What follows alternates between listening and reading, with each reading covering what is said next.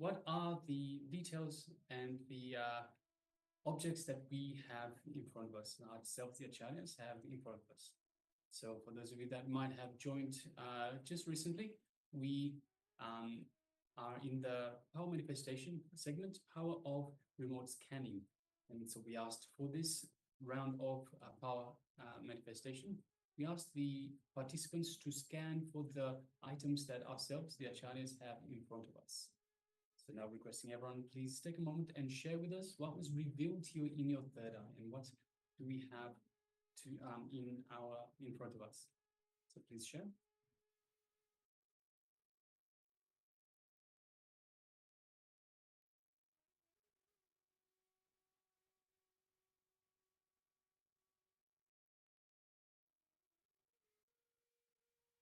Yes, ma'am, we have received your question. We'll be Yes, responding to you shortly. Nithyananda, yes, we will be responding to you further, ma'am.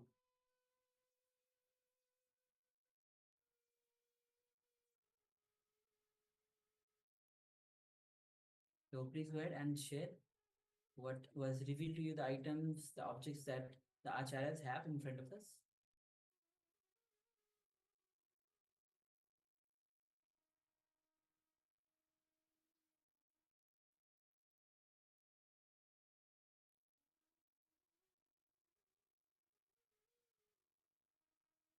All right, so if you're still sharing, please continue to do so.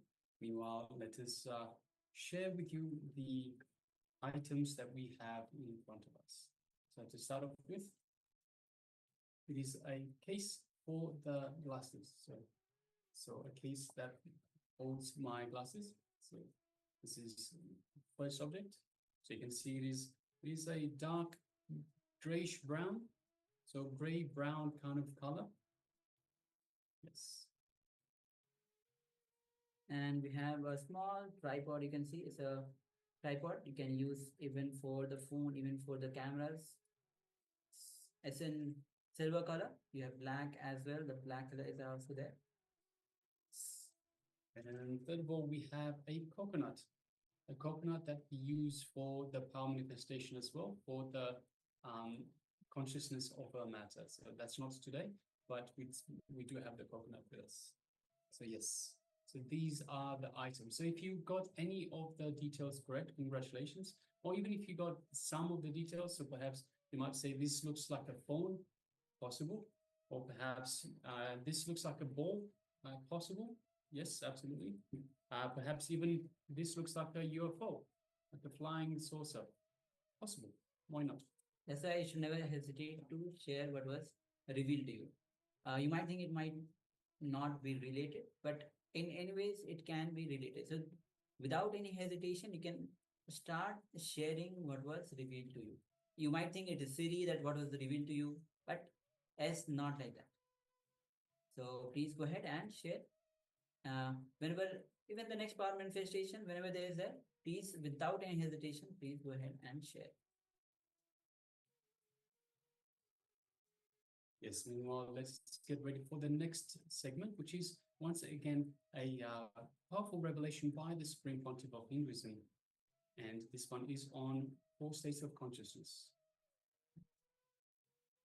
So requesting everyone, let us sit comfortably with the head, neck, and spine in a straight line. And let us bring all our attention to Swamiji as he imparts these beautiful sacred truths.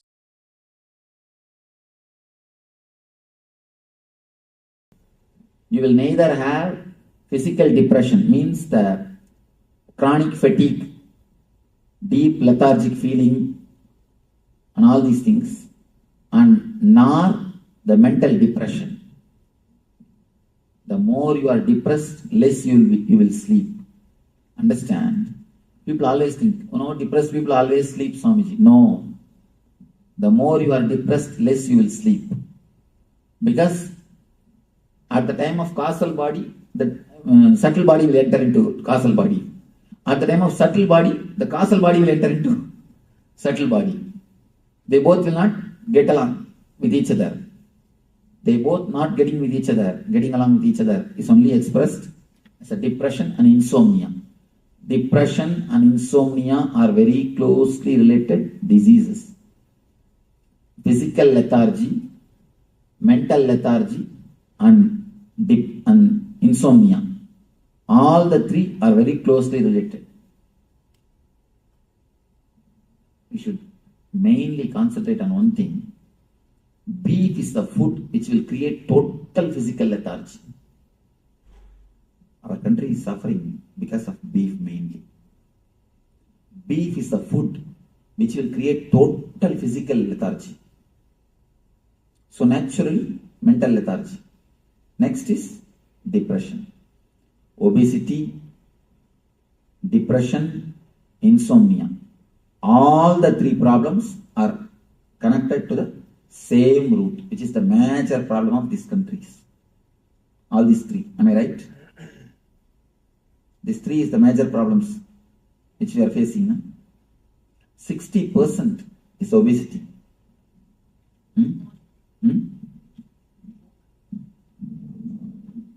All the three are related to the same root, causal body and beef. These two helps totally all these three. Some people did it and they don't eat beef. Vegetarians did it too. Vegetarians also became obese. Then they must be eating so much of food. Beef, if you eat even less, you will have. The quantity may be too much. I am telling about one or two reasons. There are many other reasons. I am telling about the major reasons. Especially on this causal body. That fear towards darkness, the deep insecurity is also the disturbance of causal body.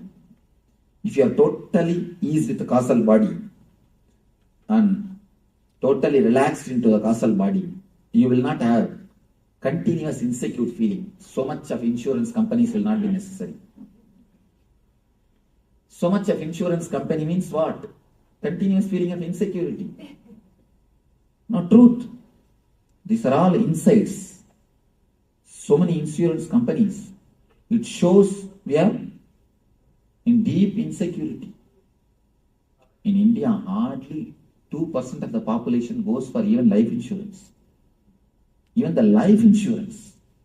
Leave about anything else, which is basic. Car insurance and all, we can't imagine. At least I have not heard. I have 3 cars in the ashram. I have not even heard the word car insurance, and I never did also. We have 3 cars in the ashram. We never did. And still now I don't have life insurance. I can be sure about that. In the ashram we have 50 people. In that 50, not even one is having life insurance. Even the life insurance we don't have. And here I am surprised to see the whole lifestyle. You can't imagine there can be somebody who will not have life insurance. Huh? Well, I think anybody who doesn't have children doesn't really need it. I mean, unless they have a house. But in this country, it is almost a man without having any insurance. Can you imagine? That's why we're having the Huh? Without health insurance, that is what? Huh? What insurance? Oh, car insurance. You can't even drive. Law. See, how laws are created. Collective thinking. Anyhow, but I am surprised to see. Now, I am not blaming. It's a good in a way because people are helped, and even if some accident, it is not that India is not having accidents. So much of accidents are happening, and nobody is there to help. Here, at least you are getting helped by the insurance company. That is okay. But I am telling the mental setup. The mental setup. But the way, you see, you must take insurance and do everything, all the outer world things, nothing wrong. But we must work to remove the insecurity also. That we have forgotten.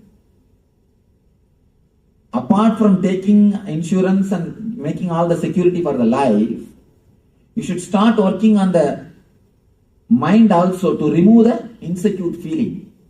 That we have not done it. That is the place we failed. And the East, they did everything to remove the insecure feeling, and they forgot to make the security for outside. Both miss one item. I think both can be brought together. Anyhow, now, very simple but highly effective meditation technique to make ease and relaxed feeling into the causal body. With this meditation, if any of you have the insomnia or depression problem, do this meditation at least for 21 days.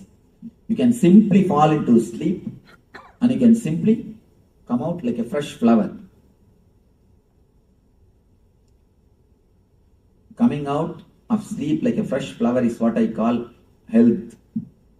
Health means when you get up from your bed, your steps towards, from your bed to your bathroom, your steps should not be steps, it should be more like a dance. Then you are healthy. Then you can be sure you are healthy.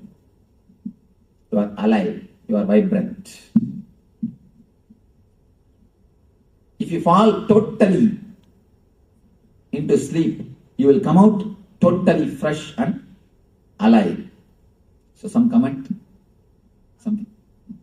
I was feeling silly. Nice. Yes, some question. Let me explain this meditation technique. It is time we should fall into this technique. It's nothing, just you are going to meditate on deep darkness. First few minutes you will think you don't have head. Because head means with colors. Head is always associated with colors. And you will be continuously visualizing. The moment you start visualizing that you don't have head, automatically you will fall into the darkness. It's almost like a consciously your energy will be pushed inside. As I was telling you, from head to Vishuddhi, from Vishuddhi to Anahata, you fall when you sleep. Now you have to fall. So you will visualize yourself. It's a two-part. First part, you will visualize yourself for a few minutes without a head. Next part, visualize you are sitting inside a cave, dark cave, inhaling the darkness and exhaling the darkness and meditating on darkness. Don't be afraid of darkness. The darkness, this darkness is living energy which rejuvenates you, which gives you again and again life, from which you are born, in which you are going to end, which gives you tremendous energy.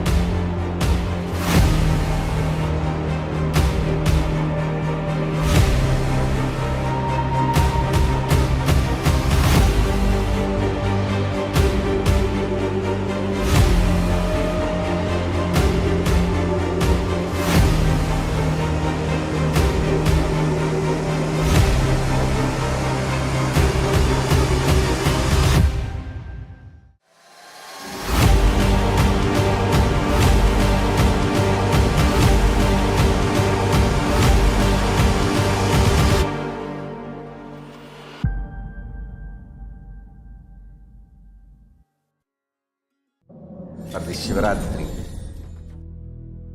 meditate on this light, intense light, which makes you feel very pleasant in the body, and that heat which is very pleasant. And I tell you, When you meditate on this light and this heat pleasant, you just lose sleep on that Shivaratri night. You become awake. That is what is the real context of not sleeping on that night.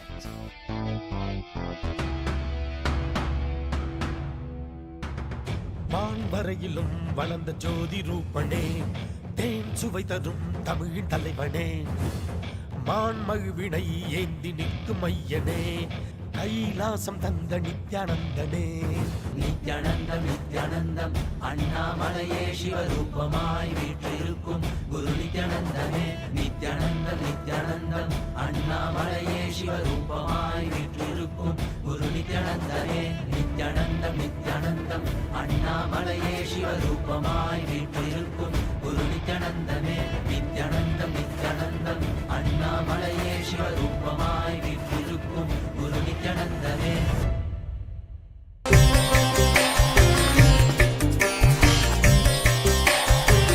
Major 6 incidents of Subramanya is celebrated throughout the year as 6 festivals.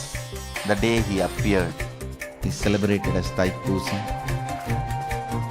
The bio-memory of Adi-Shakti, bio-energy of Sadashiva and muscle memory of Ganga put together, completion of Sadashiva is Subramanya.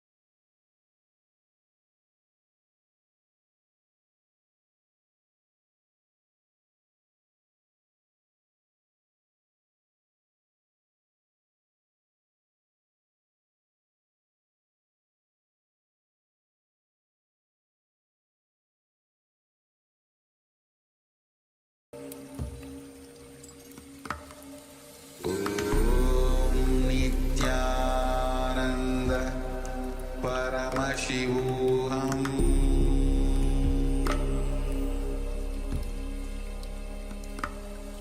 Om Nithyananda.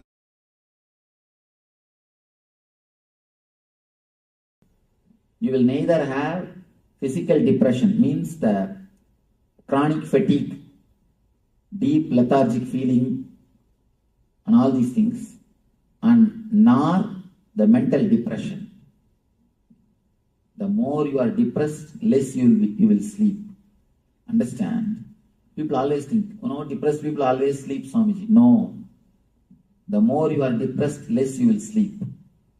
Because at the time of causal body, the subtle body will enter into causal body. At the time of subtle body, the causal body will enter into subtle body. They both will not get along with each other. They both not getting along with each other is only expressed as a depression and insomnia. Depression and insomnia are very closely related diseases. Physical lethargy, mental lethargy, and insomnia. All the three are very closely related. We should mainly concentrate on one thing. Beef is the food which will create total physical lethargy. Our country is suffering because of beef mainly. Beef is the food which will create total physical lethargy. So naturally, mental lethargy. Next is depression. Obesity, depression, insomnia.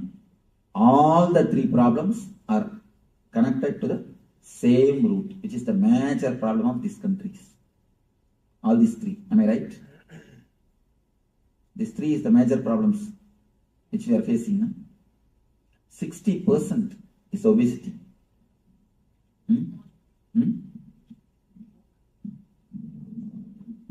All the three are related to the same root, causal body and beef. These two helps totally all these three. Some people get it and they don't eat beef. Vegetarians get it too. Vegetarians also become obese. Then they must be eating so much of food. Beef, if you eat even less, you will have. The quantity may be too much. I am telling about one or two reasons. There are many other reasons. I am telling about the major reasons. Especially on this causal body. That fear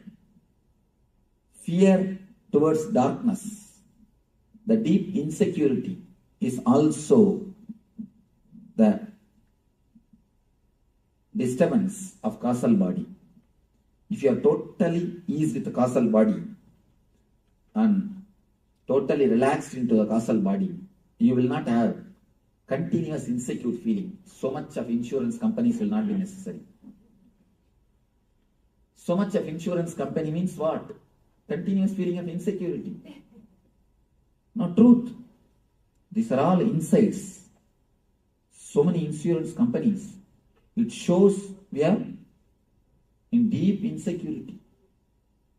In India, hardly 2% of the population goes for even life insurance. Even the life insurance. Leave about anything else, which is basic. Car insurance and all, you can't imagine. At least I have not heard. I have 3 cars in the ashram. I have not even heard the word car insurance, and I never did also. We have 3 cars in the ashram. We never did. And still now I don't have life insurance. I can be sure about that. In the ashram we have 50 people. In that 50, not even one is having life insurance. Even the life insurance we don't have. And here I am surprised to see the whole lifestyle. You can't imagine there can be somebody who will not have life insurance. Huh? Well, I think anybody who doesn't have children doesn't really need it. But in this country, it is almost a man without having any insurance. Can you imagine? That's why we're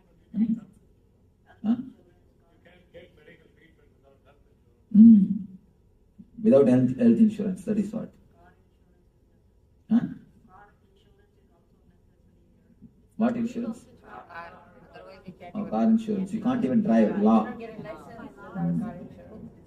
See, how laws are created. Collective thinking. Anyhow, but I am surprised to see.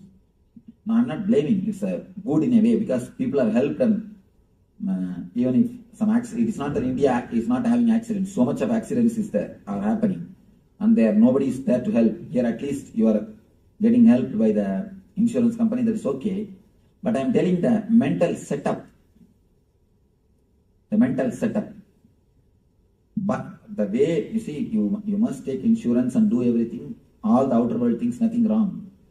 But we must work to remove the insecurity also. That we have forgotten. Apart from taking insurance and making all the security for the life, you should start working on the mind also to remove the insecure feeling. That we have not done it. That is the place we failed. And the East, they did everything to remove the insecure feeling, and they forgot to make the security for outside. Both miss one item. I think both can be brought together. Anyhow, now, very simple but highly effective meditation technique to make ease and relaxed feeling into the causal body. With this meditation, if any of you have the insomnia or depression problem, do this meditation at least for 21 days. You can simply fall into sleep and you can simply come out like a fresh flower. Coming out of sleep like a fresh flower is what I call health. Health means when you get up from your bed, your steps from your bed to your bathroom, your steps should not be steps, it should be more like a dance. Then you are healthy. Then you can be sure you are healthy. You are alive. You are vibrant. If you fall totally into sleep, you will come out totally fresh and alive. So some comment? Something?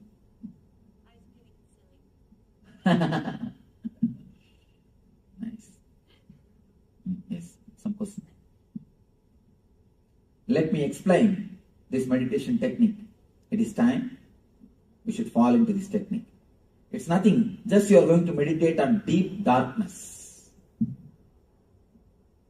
First few minutes you will think you don't have head. Because head means with colors. Head is always associated with colors. And you will be continuously visualizing.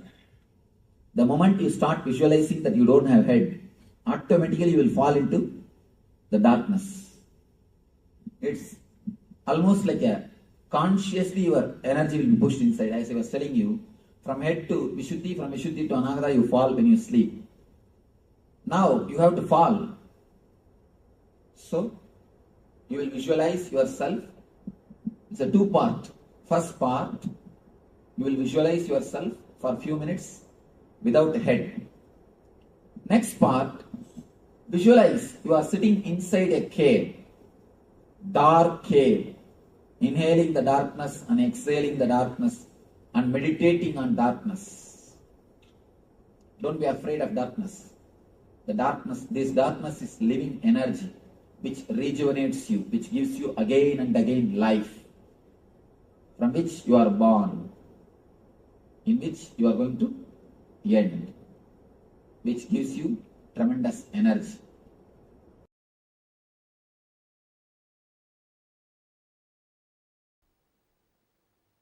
So first, Nitya Kriya for digestion, Jadaragni Kriya.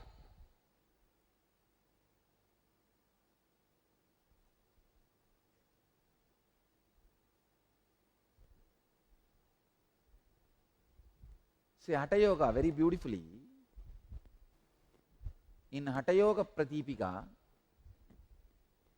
the Guru's role is explained.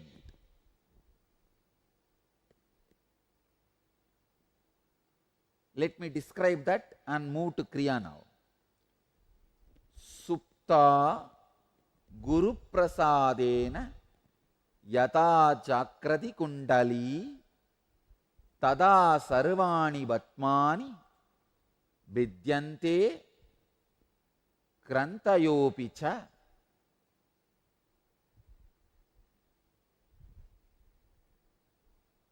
Translation. Indeed, by Guru's grace, this sleeping Kundalini is awakened. Then all the lotuses, chakras, and knots, grandhis are opened. Supta Guru Prasadena Yata Jagarti Kundali Tada Sarvani Batmani Vidyante Krantayopicha. The process you are going to do not only will cure your digestion problems, it will awaken your Kundalini energy also.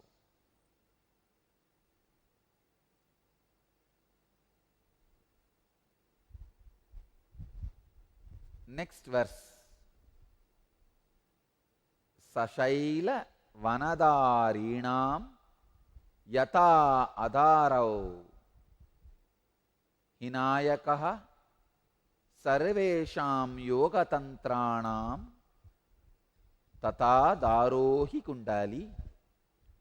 As the serpent upholds the earth and its mountains, Seshanaga upholds earth and mountains and woods. So Kundalini is the support of all yoga practices. Now, through this Kriya, we are going to awaken the Kundalini Shakti. Next verse. Now we are entering into the exact technique. In Hatha Yoga Sutras, 3rd chapter, 10th verse. Padamulena vamena yonim sambhitya dakshinam prasaritam padam krutva karabhyam darayet trudam. Understand? Now I am giving you the first instruction. Press the left heel into the perineum. Straighten the right leg and with hands firmly take hold of the outstretched foot. Straighten the right leg.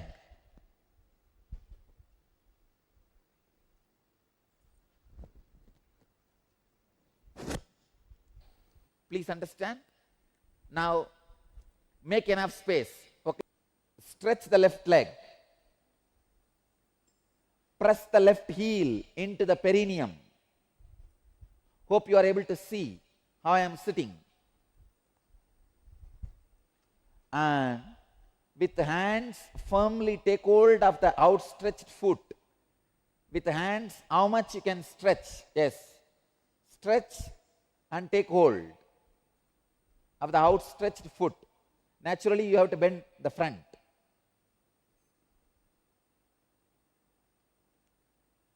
You may have to bend the front. Do it as much as you can.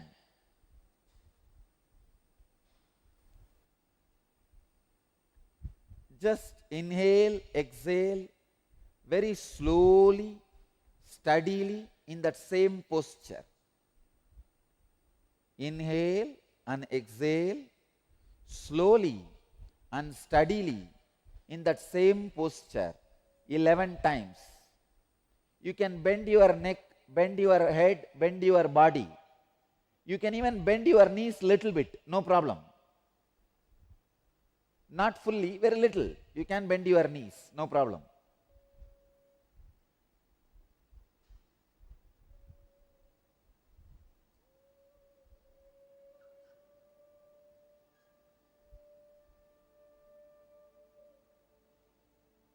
Inhale and exhale at least 11 times very smoothly in a relaxed way.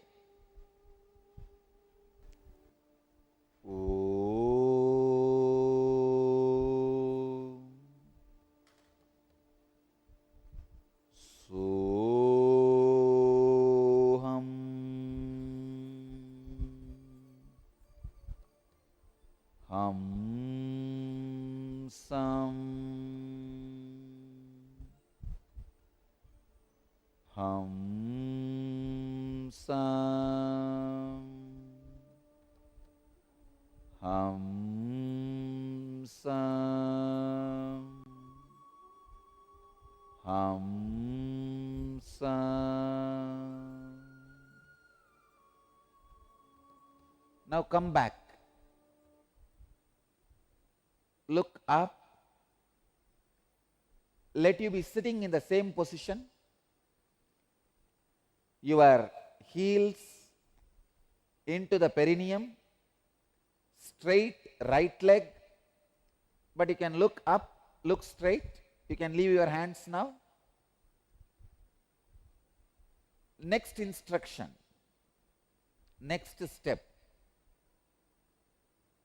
Kante pantam samaropya dharayet vayum urdvataha yata danta hatas sarpo dandakarakaha prajayate.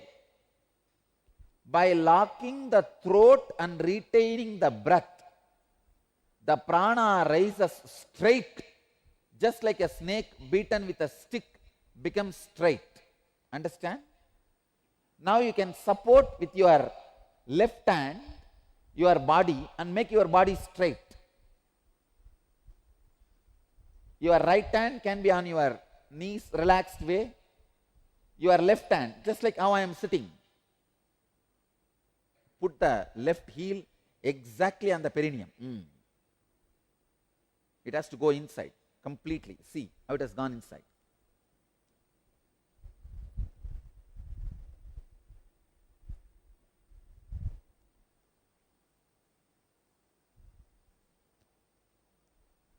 Let me now give the instruction, second instruction. Lock the throat and retain the breath. How? Just turn the tongue. Turn the tongue and lock it. Turn the tongue and push it up. That is locking the throat. Now, turn the tongue and lock the throat. Do not allow inhaling or exhaling as long as you can. When you feel you can't hold anymore, allow the inhaling and exhaling. Again, lock. Lock and hold as long as you can. And release when you can't. Again, lock and hold as long as you can. Do this 21 times. Now you will see the intense Kundalini awakening and the stomach, whole digestion system getting healed. Start. Lock the throat. Hreem.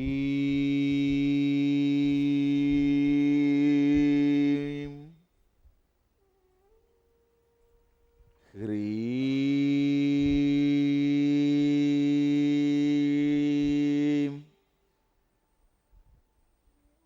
Hreem.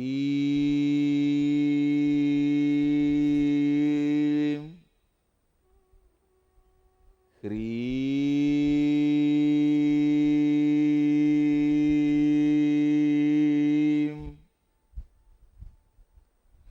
Hreem.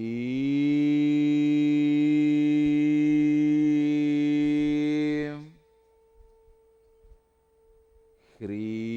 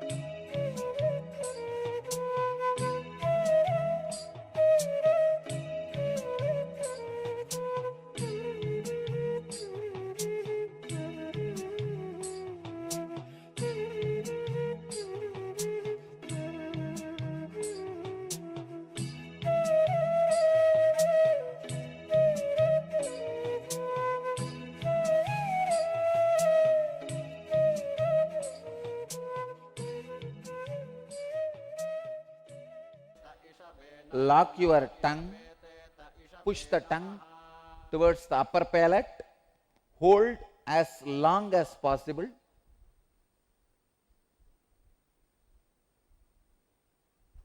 When you feel you can't hold anymore, relax, exhale slowly and gradually, not quickly, and again hold. Holding as long as you can. Do this 21 times with closed eyes. Your body can be straight. You can use your left hand to support your body.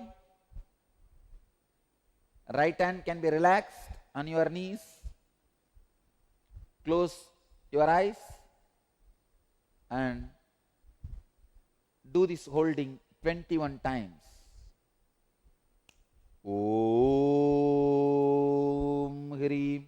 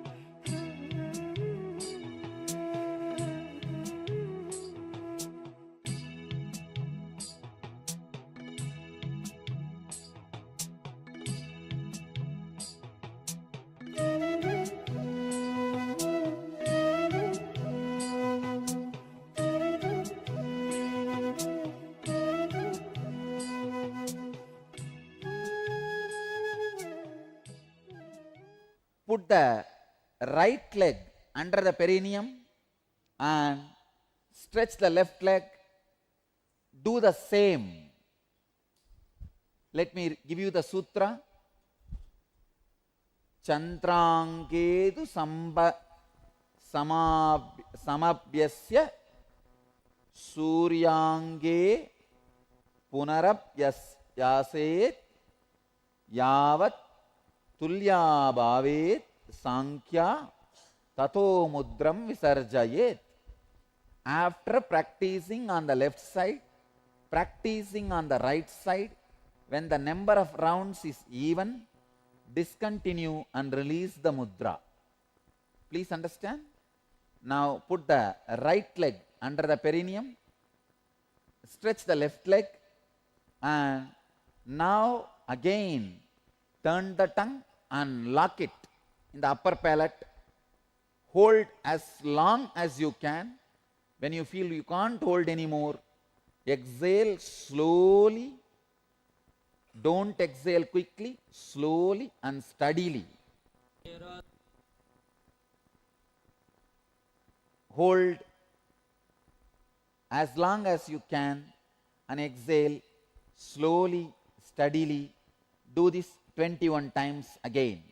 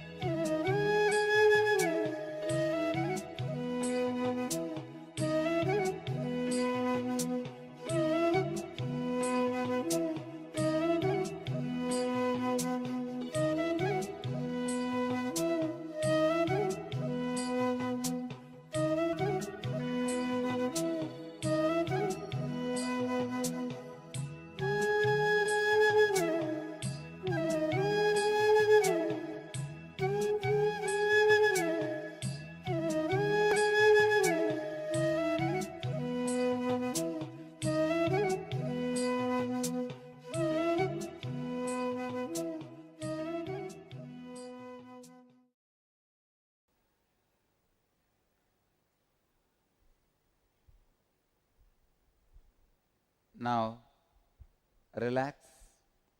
Inhale and exhale in a normal way for 3 times.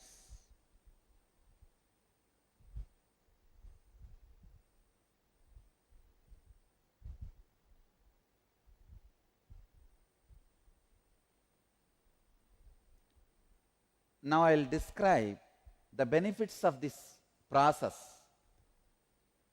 Iyam kalu Mahamudra Mahasiddhaihi pradarshitaha Maha Kleshadayo doshaha Shiyante Marana Dayaha Mahamudrancha Tenaiva Vadanti Vibudot Tamaha. Understand, this process removes worst afflictions of 5 koshas and the cause of death. Especially when this process is done by a pregnant woman every day, never there will be abortion. Every day, pregnant women should do this process till the last day. Till the last day she should be able to do this. So that she should start the 3 months itself, so that she is able to do this till the last day of the delivery. There will not be any abortion or any premature death. For one who practices this process, there is nothing wholesome or unwholesome. Anything can be consumed. Even the deadliest of poison is digested like nectar. I am not saying drink poison, no. But Hatha Yoga Sutras are giving the guarantee, anything you eat will be digested. And it is true. Nahi patyam apatyam va rasaha sarvepi nirasaha apibuktam visham goram piyusham abhijiryati. Means there is no patya apatya. Anything you eat will be digested. Next verse. Shayakushta kudavartha klumajirna purohamaha tasya doshaga kshayam yanti mahamudram tu yobhyaset. Abdominal disorders, constipation, indigestion and leprosy are alleviated by the practice of this process. Hatha Yoga Pratipika, 3rd chapter, 17th verse. Now, 18th verse. Kathiteyam Mahamudra Mahasiddhikaran Ranam Gopaniya Prayatnena Nadeyayasya Kasyachit. Thus Mahamudra has been described as the giver of great siddhis. It must be kept secret and not disclosed to anyone. Hatha Yoga Pratipika, 3rd chapter, 18th verse. Thus this process has been described as the giver of great siddhis. It must be kept secret and not disclosed to anyone. Understand? This instruction, it should not be disclosed to anyone, is given so that there is no wrongdoing. If somebody does it wrong, it can create some disturbances or side effects, after effects. That's why they don't want this to be disclosed to everybody. If you are sitting in front of my eyes or in front of the two-way conferencing, the final step, sit straight, internally bring both your eyeballs to your brow center and turn the tongue and press the tongue towards the upper palate. Understand? Let me give you the sutra and the instruction. Kapala guhare jiva, kapala guhare jihva, pravishta viparitaga, bruvur antargata drishtihi mudra bhavati kechari. Kechari mudra is turning the tongue backwards into the cavity of the cranium and turning the eye inwards towards the eyebrow center. Turn the tongue backwards and press it towards the upper palate and bring your both eyes, turn them inwards towards the brow center.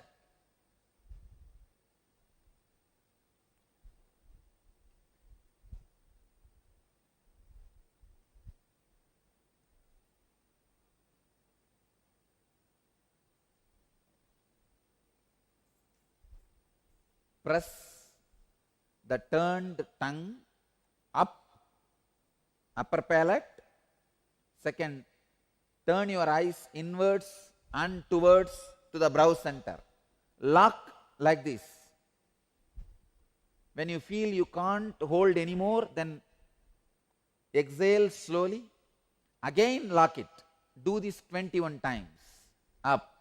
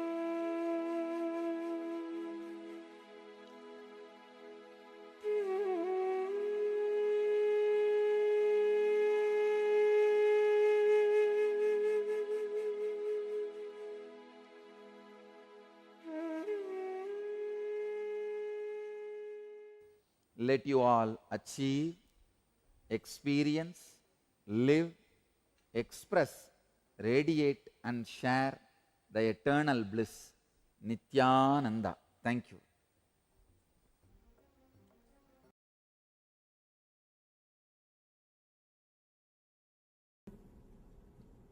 Yes. Sorry, maybe I'm fighting with words, but then without I means there is no consciousness in that stage at all. You just imagine that night time there is no sun at all.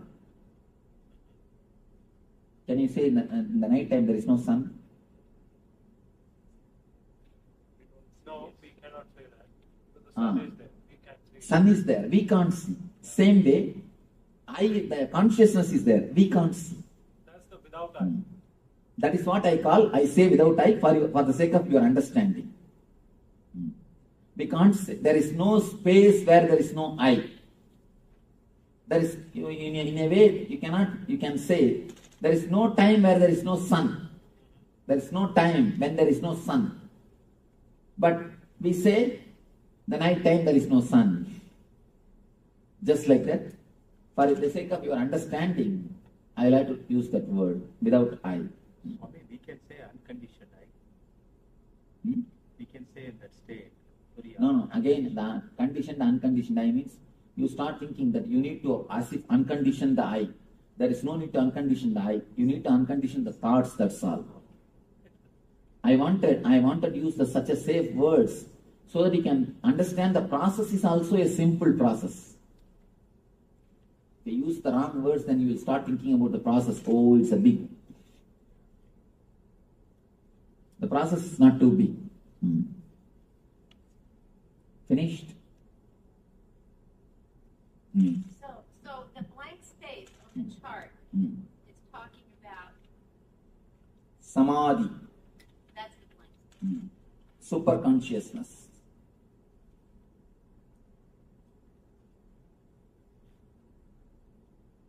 Let me explain about the physical body. Enough, don't take notes. If you take, the moment you bend for the notes, I stop speaking.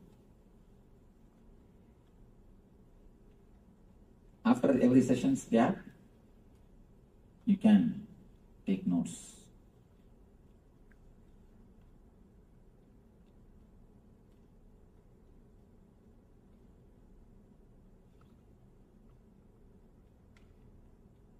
About the food, ahara, few things. I'm just going to give a few tips, step by step. I'm not going to give you rules. Don't have any rules in your life. If you have, the moment you start having rules, immediately you start hating the rules. Any rule, you will start hating. Never have any rule. Have only understandings. I have seen many guys suffering more because of the guilt they have eaten wrong food. The wrong food, the food itself wouldn't have created any problem. But the guilt would have created lot more problem. Once in a while, somewhere you go to some party and drink or smoke and come away. The drinking and smoking itself wouldn't have caused so much of problem. But this guilt would have created more trouble. Of course, I am not encouraging go around and drink or do whatever you want. I am not encouraging that. But I am telling you, don't create too much of guilt in your being. Don't create much rules. Even in your day-to-day life. Yesterday I was telling, I was not explaining on that because I was speaking in the temple. So I do not want to. Now I can explain. I have seen many people who create the regular routine of doing puja. In the first beginning, when you started doing puja, you must have felt some ecstasy, joy, some enthusiasm. When you start every day as a regular routine, in a month or two, it will become a dead routine. Afterwards, for next month, if you have fear, out of fear, you will be continuing. And after that, you will be just waiting when I will finish the puja and come out. When I will finish the puja and escape from the room. And if you want to see the greatest atheist, go and see the priests. the temple priests. Because every day they are touching the Vigraha. They are touching that idol and cleaning, doing worship. You can see they will be the greatest atheists. They will never have faith or love. Because the moment you make something as rule, you can see you spoil the whole thing. Whole joy is spoiled. Whole love is spoiled. The moment you make something as a rule, the whole thing is lost. The whole idea is lost. So don't make as a rules. Make these few things as an understanding. So make these few things as understanding about your life. Let me give the few understandings about food. Don't take any food which can make your logic imbalance, which can make you lose your consciousness. Means alcohol, drugs, and the food which makes you continuously feel sleepy, lethargic. That's all. No other rule. That's all. Only these two rules, which makes your consciousness dull. Don't allow those things inside your system. For example, what for you are eating? Tell me. What for you are eating? To live. For energy. After eating the food, if you feel dull and lethargic, feeling like going and sleeping, what it means? Overeating or wrong food? Overeating or wrong food. So, don't allow the food inside your system which immediately makes you feel like sleeping. Basic thing. There is no need for anything else. The second thing, when you eat, don't entertain restlessness in your being, and don't eat the food cooked by the people who are restless by themselves. Here comes little difficulty. Here comes little difficulty. First thing, in understanding and in practicing. First, let us understand why. There is a beautiful saying from an enlightened master. When you cook, don't think you put only your ingredients. You put your thoughts also and cook. Your thoughts are also added when you cook. When you cook, your thoughts are also added. That's the important thing you need to notice. And there's one more thing, beautiful thing. A Zen story. A king goes to a master and asks the master, Master, I know that you are always living in joy and ecstasy and bliss. You are so alive, bubbling. What is the reason? What is the technique you practice? Please guide us. Please teach us. Master said, technique. I eat when I eat, I sleep when I sleep. That's all. The king cannot understand. What are you talking? What do you mean by it? Master says, I eat when I eat. I sleep when I sleep. Do you do that? King says, yes, everyone does. When we eat, we eat. When we sleep, we sleep. Master says, no. Look when you eat. The time of your eating only, you will start doing all sorts of brooding over about the past, planning for the future. You will be either worrying about the future or worrying about the past. You never eat relating to the food. Relating to the food is one of the important things because the food is going to become part of your being. You are going to eat. It is going to become just part of your being. It is going to become your own self. But you never bother, you never care to relate with the food. First thing, eating with the hand itself is a technique to relate with the food. Eating with the hand is a wonderful way to relate with the food. Eating with, not only that, there are 10 energy centers in your both hands. The fingers, tip of the fingers. 10 energy centers. Those 10 energy centers make your body adjusted or prepares your body to the food when you touch the food. When you touch the food, actually, even if the person who is having wrong thoughts, even if he cooks, even if there are wrong thoughts in the food, it will be cleansed. Food will be prepared. The energy of the food will be adjusted for your own body energy. So instead of touching the food directly by mouth, touch it by hand. According to me, wash both hands and put both hands and eat through both hands. You may ask, what are you teaching, Swamiji? But you do not know. You do not know the value of it. Only when you know the consciousness or a spiritual background, you will understand. In Zen, if you are taking a cup of tea, you are supposed to hold the cup of tea with whole hand, both hands. And all the 10 fingertips has to touch the cup. Then only you are allowed to drink.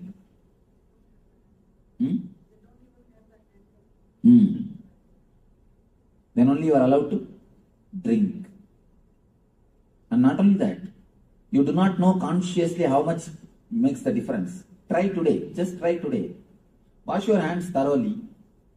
Put both your hands and feel the food and take the food little by little and put the food in the mouth and nicely enjoy, relish, deeply enjoy and swallow. Don't just grab the food. If you grab the food, you do not even know the quantity. And it will go inside so much, you will not even know the quantity. See, when I say, this all looks very simple. But eating is the habit, your basic habit. Everyday activity. One more thing, people come and tell me, Swamiji, I don't have time to do meditation, I don't have time to do dhyana, I don't have time to do puja. I tell them, don't bother at all. Just convert your eating into meditation, that's enough. If you practice these few basic things, the very eating itself will become meditation. The very eating will become meditation. You can't say, I don't have time to eat. Do you say? You eat properly. So, instead of saying, I don't have time to meditate, convert the eating into meditation. Let the eating itself become a meditation. Start eating in a very meditative way. Put both hands and, if possible, sit with closed eyes for 1 or 2 minutes and don't bother about any other work. First, don't watch TV or don't do anything else when you eat. Put both hands. Feel almost you are praying. Be in the mood of prayer. Be in the same mood of meditation and start putting the food inside your body. You will see your whole being is totally different. And not only that, your body will automatically inform you when to stop. At particular time you will stop. You will never overeat. No animal suffers the obesity. We are the only animal who suffer obesity problem. Have you seen any animal suffering obesity problem? In India, cows will be tied just near the straw.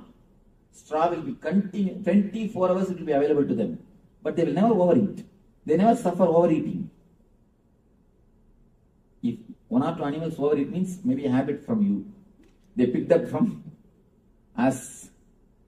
You are keeping the pet food always for the dogs. Have you seen any dog overeating? Yes, you have seen, it means you are training them. You have trained them. And you see, now I am surprised. The pet animals here, they catch cold. In India, I have never seen any animal catching cold. I have never seen. Here, because too much when you take care, it becomes almost like you. All the attitudes of human beings are picked up by the pet animals. No wild animals catches cold. No wild animals suffer so much of disease like pet animals. These poor guys, because you are giving food, they take your mental setup also. They pick up your mental setup. They pick up your attitude, your lifestyle, your everything, and it suffers. I have not seen any wild animal suffering the loneliness, but all pet animals suffer loneliness. Leave them alone and go. So, they pick up your attitude. That is the reason they may be overeating. Not by nature. Anyhow, understand these few things about eating. Just avoid the food which creates lethargic feeling and the imbalance of consciousness. Next, try to eat with the present moment. About the sleep, few things. Two kinds of people are there in the planet Earth. One is called sun-oriented. Another one is moon-oriented. People who are moon-oriented, they can remain awake even till late night. Till early morning, they can be fresh, energetic, alive. But early morning, they can't be active. They need sleep. They must sleep early morning, around 4 to 6. And there is another group which has to go to bed early. But the early morning they can be alive, fresh, active. The early morning, if you are alive, active, you are sun-oriented. In the night, if you are alive and active, you are moon-oriented. Identify yourself, whether you are sun-oriented or moon-oriented, Chandramani or Sauramani. Identify yourself. If you are sun-oriented, never miss the 10 to 12, that time. If you are moon-oriented, never miss the 4 to 6, that time. And now I understand. Hari is telling only 2 hours. No, I said I get both. You see, I ask people whether you are Chandramani or Sauramani. Swamiji, I feel both the time. Then you are Avamani. Then it is Avamana. Chandramana or Sauramana or Avamana. Avamana means bad, shame on you. See,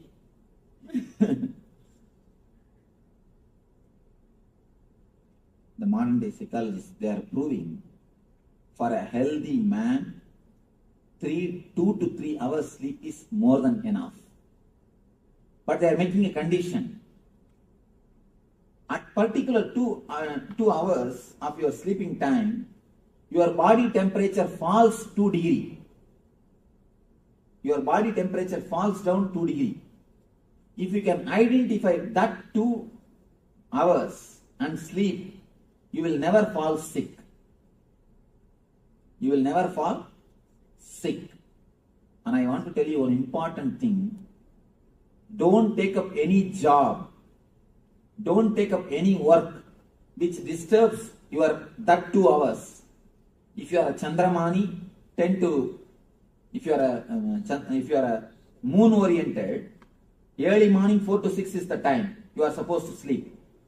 If you are sun oriented, 10 to 12 is the time to sleep. Please don't miss that 2 hours. Don't take up any job because it's a question of your life. The sleep and food is question of your life. Don't take up any job. Don't sit and watch movie. Of course, golf can't be played in the night. Nah? You could speak played in the other side of the world, yeah. Anyhow, golf is never played in the night. No. Because such a big area cannot be lit. That's good. Anyhow. So never do anything in that time. First thing, identify whether you are Chandramani or Sauramani, whether you are sun oriented or moon oriented. Identify. Identifying is very simple. 3 days, try this and try that. And with which process you are more fresh, you are that. That's all. and both gives you dullness means only God has to save you. Go immediately. Pray to God. Always some one thing makes you feel more fresh, more alive. One more thing, never take any decision in the opposite time. One important thing I want you to know, just like female having periods, male also has got periods. Male also has got their own periods. The problem is they are so insensitive, they can't understand. For male, it is every 27 hours. For female, every 27 days. For male, every 27 hours. Every 27 hours, 3 hours they fall in low mood and come out. That 3 hours, if you take any decision, it will be failure. It will be failure. If you are sun-oriented guy, never decide anything in that moon-oriented time, that 10 to 12. If you are a moon-oriented guy, never decide anything in the time of sun orientation, that morning 4 to 6. These are all subtle but highly powerful tips. Understand? Very subtle. It may look very simple, but you do not know the way in which your whole existence is going. And I want you to know the power of sun and moon on your body, on your system. Then you will understand. Whenever the Purnima and Amavasya happens, the ocean starts. Purnima Amavasya means full moon and new moon day. Full moon and new moon day. Do you understand? And I request you one thing. Whenever I use some Sanskrit terms, I don't give English translation. Please ask me. Don't just wait. Sometimes I am so habituated to speaking to the Indian crowd, I forget to give the English translation. So, immediately stop and ask me. Never think I may look like a fool. If you ask, you may look like. If you don't, you will be. So,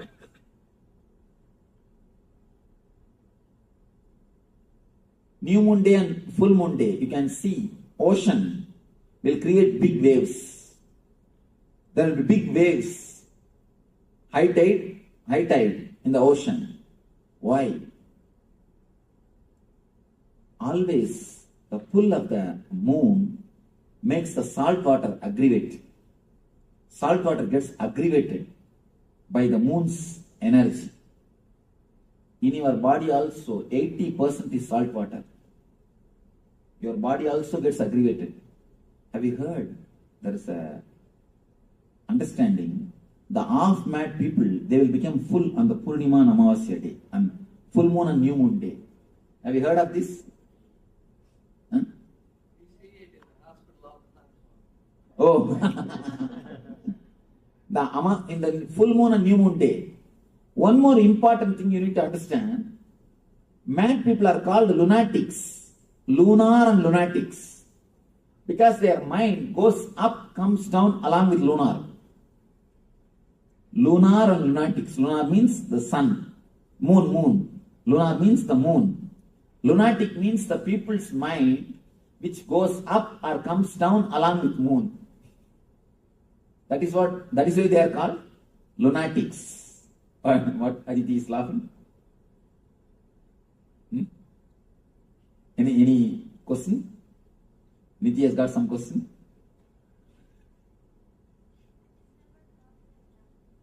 You remember? That is why I am here, you are there. Lunar and lunatic. Along with the moon, you go up and come down. And one important thing, Nile river is worshipped as a god by these Egyptians. Egyptian kings, they worship Nile river as a god. Nile river is the only river which has got live history, the live recording of everyday water level for last 4,000 years. You know, there is a recorded history of Nile river for last 4,000 years. For last 4,000 years, every day, what is the water level? There is a record, clear record, written record. Nile is the only river which has got a clear written history of everyday water level. You will be surprised. And one more thing, why I say about this, one more important thing. Based on that water level itself, we are able to come to a clear conclusion what type of the moon energy was playing. You can understand based on this, the water level or the mood of the river, you could understand, you can clearly find out the eclipse, the solar eclipse, solar eclipse, lunar eclipse, all these things. Now the people who work on astronomy, they are shocked to find the coincidences. If the lunar is there, exactly the same kind of all the lunar eclipses, the same kind of water level is recorded. All the solar eclipse, the same kind of water mood is recorded. When these two are compared, it's almost as if Nile is directly controlled by this sun and the moon. They say a clear-cut view, not even once or twice it misses. A clear-cut view. We can predict very clearly when flood will come and when flood will not come. What is wrong call? When flood will come and when flood will not come. We have such a deep association with sun and the moon. So find out whether you are lunar oriented or solar oriented, whether you are sun oriented or moon oriented, and arrange your sleep time according to that. Never sit and watch cricket. Never torture your body at that moment. If you allow your body to rest in that moment, that's more than enough. That's more than enough. Naturally, you will see you are continuously recovering. Your physical body, your health comes back to normal well-being, normal health. And third thing about pain. Pain means all diseases. It's an important thing. When the shoe fits, leg is forgotten. When the belt fits, belly is forgotten. When the chain fits, neck is forgotten. If you are remembering the chain, it means, if you are remembering the neck, it means the chain is not fitting. If you are continuously remembering the belly, belt is not fitting. If you are continuously remembering the legs, shoe is not fitting. If it fits, you will forget. The same is the logic. If you forget your boundary, you are healthy. If you forget your boundary, you are healthy. If you are constantly remembering some part of your body, it means what? You have some pain or disease in that area. For example, if you are remembering knee continuously, what it means? What it means? Pain. You have deep problem. You have pain in the knee. If you are continuously remembering the back, means your back is hurting. If you are continuously remembering the tooth, you are doing dental meditation instead of transcendental meditation. You are doing dental meditation. So, if you remember something constantly, some portion of your body, means it is not fitting. It is not falling in tune with your body, with your being. And you are remembering some portion means why you are made to remember. Actually, what is happening at the time of pain? At the time of pain, only one thing happens. Your attention is requested by that part of the body. We don't live throughout the body. Understand one important thing. You don't live with your whole body. If you hate some activity, immediately you hate that portion connected to that activity also.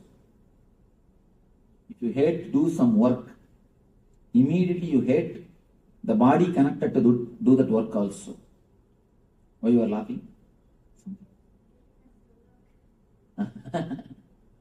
No, that's true. If you hate to write or read, you start hating the eyes, you start hating the hands. Why do you think so many kids have to wear specs? Why do you think they get all the eye problems? When you hate to do some job, automatically, naturally, you start hating that part of the body also. You start hating that part of the body also. Here I have to tell you a small incident. It's even though a little awkward, I have to tell because it is such a truth. It's such a deeply connected truth. I have to tell this.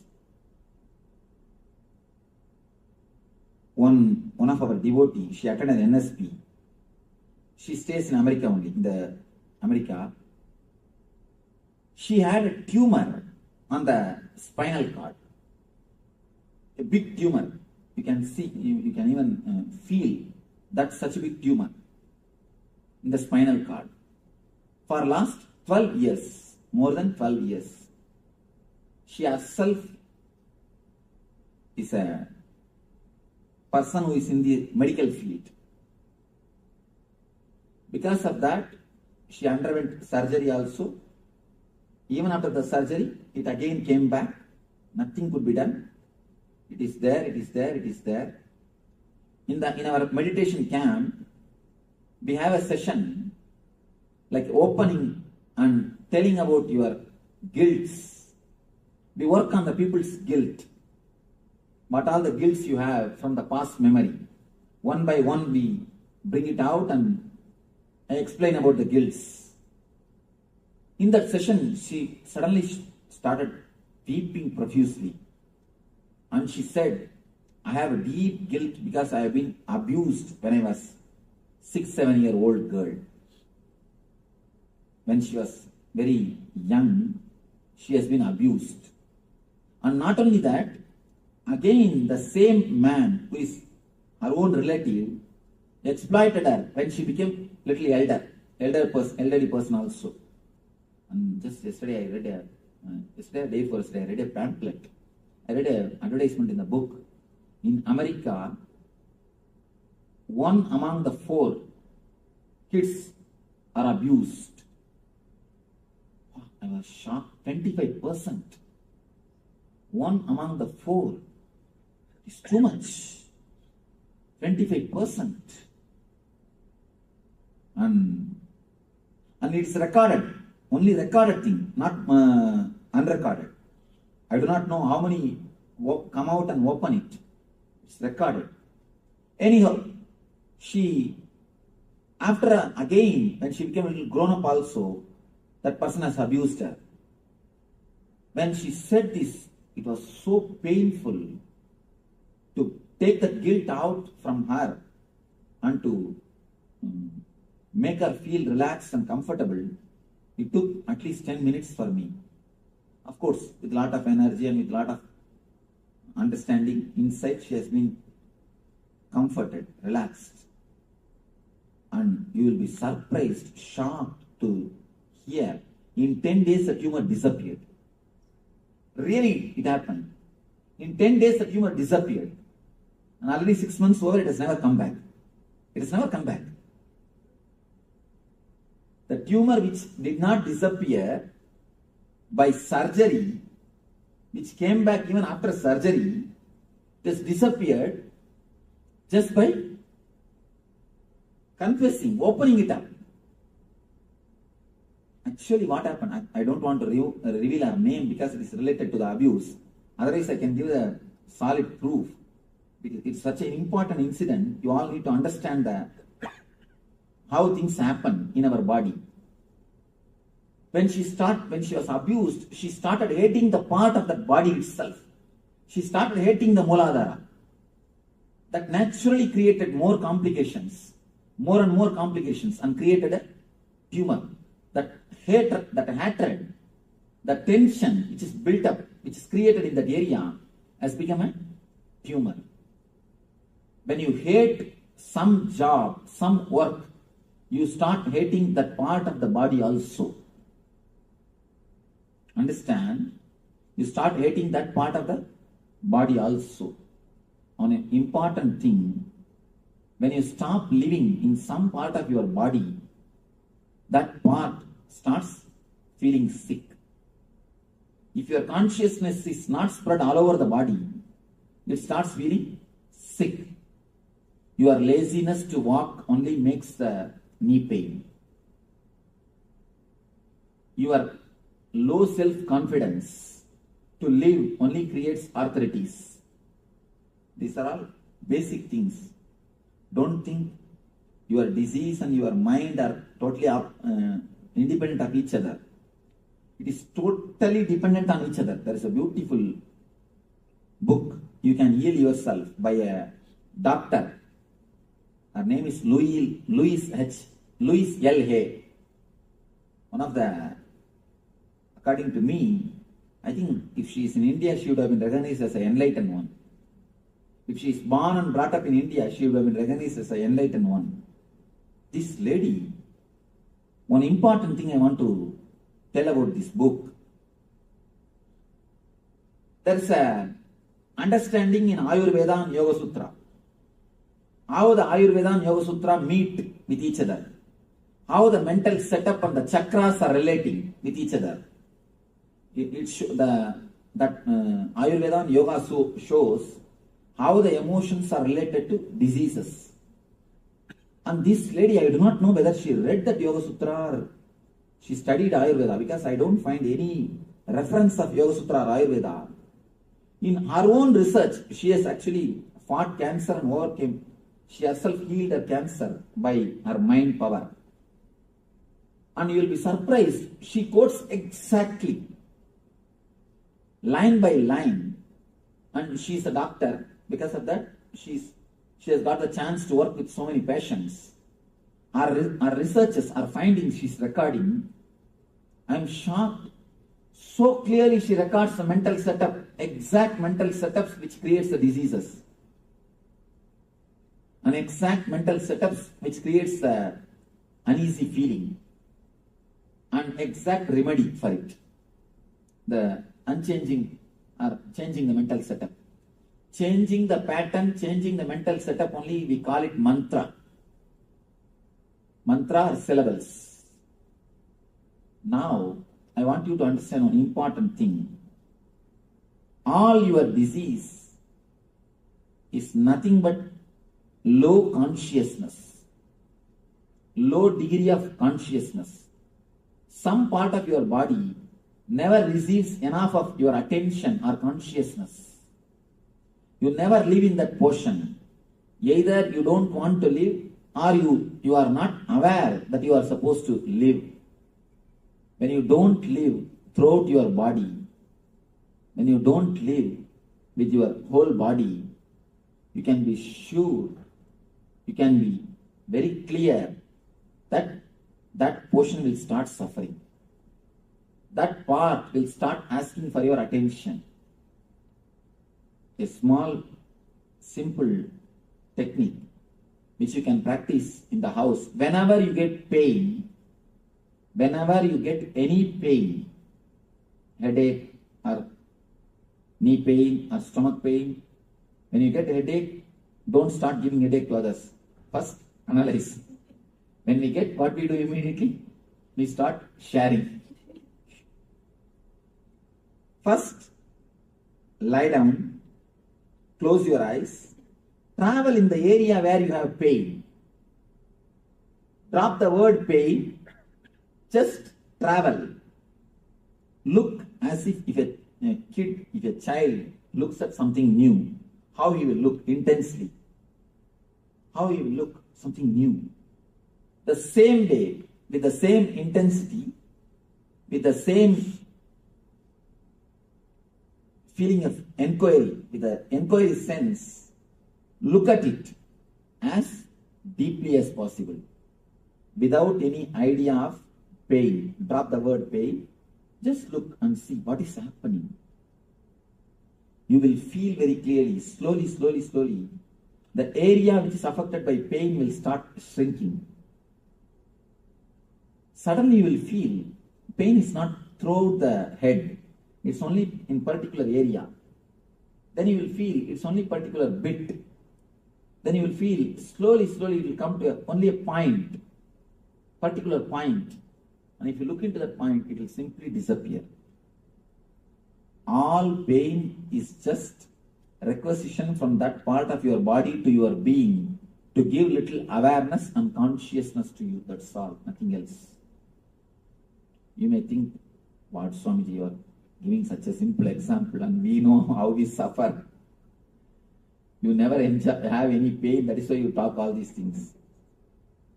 Let me explain to you, really the incident happened. I put my hand in Kantasa car. Kantasa car. Here Kantasa is available? No. Kantasa is a heavy car. I don't know whether they make it out of stone or not. I think they make the car out of stone.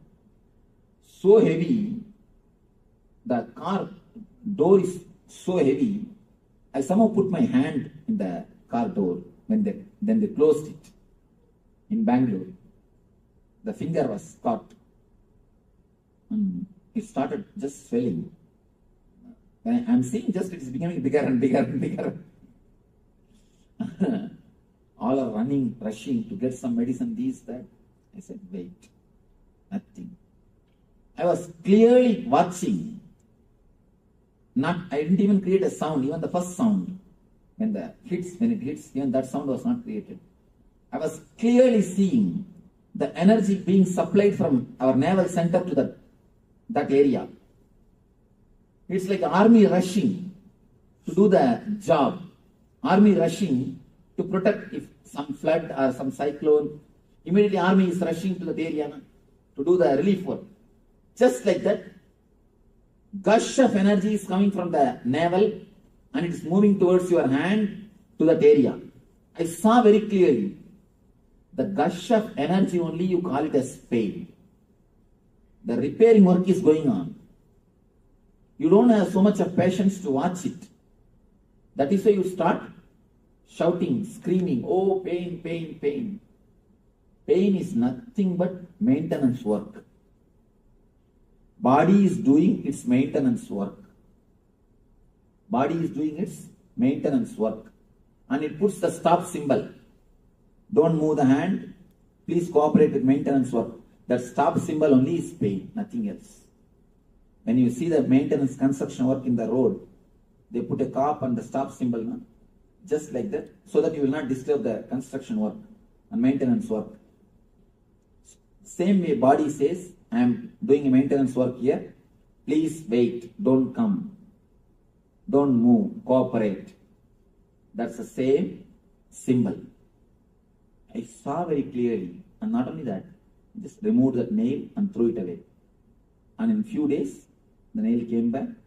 Just in few days, no medicine, no injection, no bandage, nothing. Just allowed the body to heal itself. It got healed, over. Totally it took some 5-6 days, that's all. Nothing else. Of course, I am not telling you to do the same thing. I am telling you at least cooperate. Apply the medicine, do whatever you want, that is different.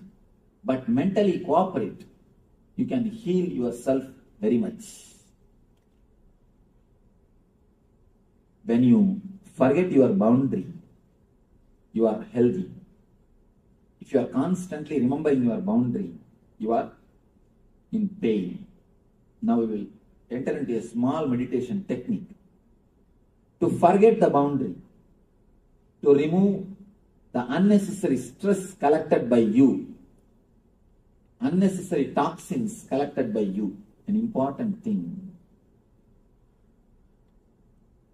Just like a blood clot, there is one thing called energy clot which happens in your system. Blood clot happens if there is something wrong in your body. Energy clot happens if there is something wrong in your emotional system. Now we will enter into a meditation technique to melt, to clear the energy clouds and to remove the unnecessary toxins and to awaken the body intelligence. In this meditation, you are going to do 2 steps. First is, you are going to tense your body as much as possible to its peak, step by step. Step by step, you are going to create the maximum possible tension so that the energy clouds which is created in you will be released. The energy clouds will be released. And second thing, we will go step by step from toe to head, part by part. Pressurize or tense as if that portion will burst. As if the portion will burst. Go deep, step by step, till the head. And after that, from head to toe we are going to come. This is the second step, is the important step. This is from Yoga Sutra. This step is important technique from Yoga Sutra. According to Yoga Sutra, every part of your body is breathing. Understand? According to medical field, only your nose is breathing. According to Yoga Sutra, every part of your body is breathing. Every part of your body is intelligent to take the prana shakti directly from the air. It takes energy directly from the air. And directly it relates. It relates with the existence. That is why in India, yogis, they sit under the underground for 2 years, 3 years. I have seen a guy who sat in the underground for 1 year. Neither food, nor water, or air. Totally glass case. Tight sealed glass case. He sat under that 1 year. I asked, how at least he breathes? He said, we don't know, Swami. Then he came to the ashram, our ashram. He's after all a yogi, not enlightened. So he heard about me and he came to take my blessings. Then I asked him, how do you do this? He said, Swamiji, Yoga Sutra is this technique, Swamiji. The technique which you are going to do now.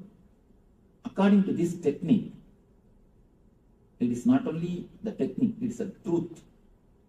According to Yoga Sutra, every part of your body has got intelligence to take energy directly from the sky, from the ether. See, understand? A plant, a normal plant, when this can produce its food directly from the air, can't your body produce? Your body is much more intelligent system. Much more intelligent system. Can't it produce? It can. Only thing, we have not made our body alive. We have not allowed our body to do it. We have not given so much of understanding to our body to do it. The second level technique, you are going to breathe through every part of the body. Understand? Important thing. Your head should breathe separately, inhale and exhale. Your eyes should inhale and exhale. Step by step, part by part. Visualize actually as if your body is separately inhaling and exhaling. That part of your body is separately inhaling and exhaling. Feel the same thing, step by step, part by part, throughout the body. Feel that portion has become empty, porous. For example, head means feel that head has become porous. Every hair hole, through hair hole, you are inhaling and exhaling. Shrink or expand that area. Feel it is shrinking or expanding along with the inhaling and exhaling process. Step by step, your whole body should inhale and exhale. This will awaken your innate body intelligence. For this Shivaratri, meditate on this light intense light which makes you feel very pleasant in the body, and that heat which is very pleasant. And I tell you, when you meditate on this light and this heat pleasant, you just lose sleep on that Shivaratri night. You become awake. That is what is the real context of not sleeping on that night.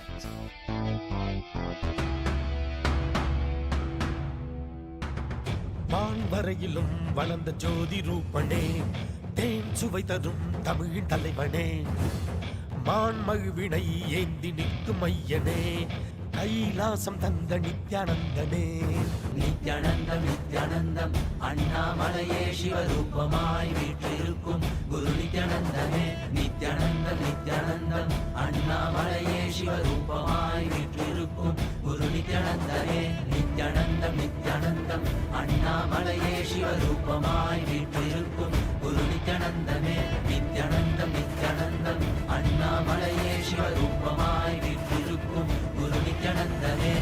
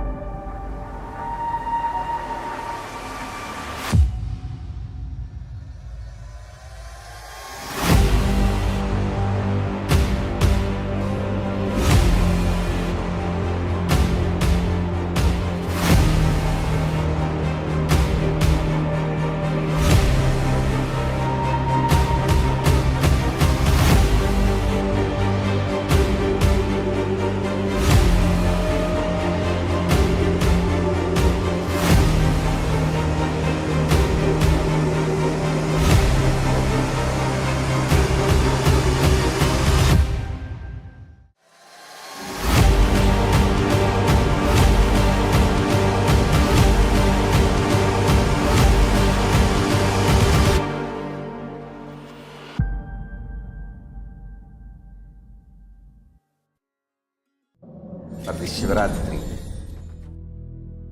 meditate on this light, intense light which makes you feel very pleasant in the body, and that heat which is very pleasant.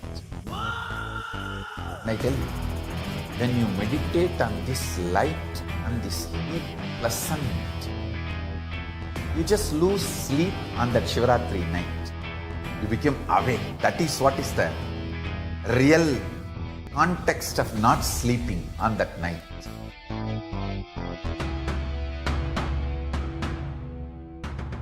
வான்வரையிலும் வளர்ந்த ஜோதி ரூபனே, தேன் சுவை தரும் தமிழ் தலைவனே, மான்மழுவினை ஏந்தி நிற்கும் ஐயனே, கைலாசம் தந்த. Yes, welcome back. So that was wonderful revelations by the Supreme Pontiff of Hinduism on the physical body layer, an introduction to the physical body layer. So now we'll be moving into the next segment, which is a technique which Swamiji has actually just talked about. So requesting everyone, let us continue with this technique, awaken the innate intelligence in you. So requesting everyone, let us sit comfortably with the head, neck and spine in a straight line. And let us continue to give our full awareness to the Supreme Pontiff of Hinduism as he imparts these beautiful sacred truths. Let's begin.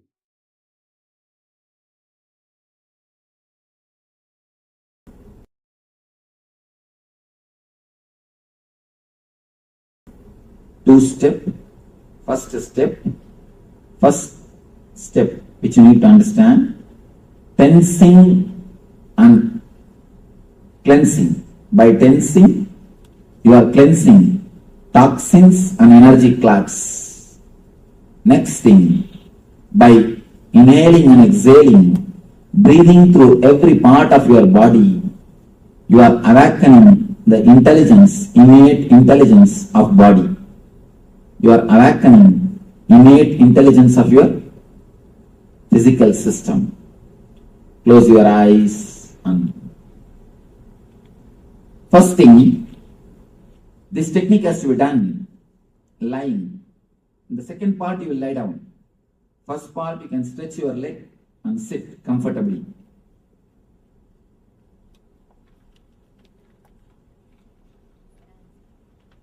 Make enough space to lie down. Yes.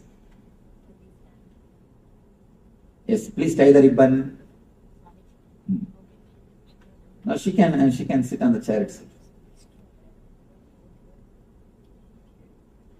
Anybody heart patient or underwent any surgery in last 3 months? What?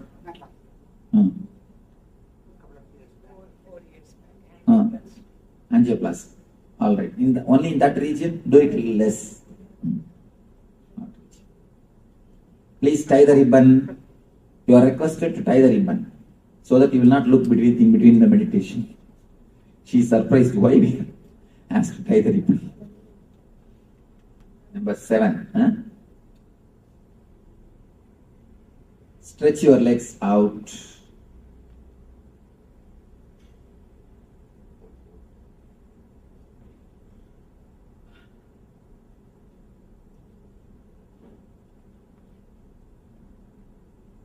Start inhaling and exhaling as slowly as possible, as deeply as possible. You are inhaling and exhaling should happen throughout the body.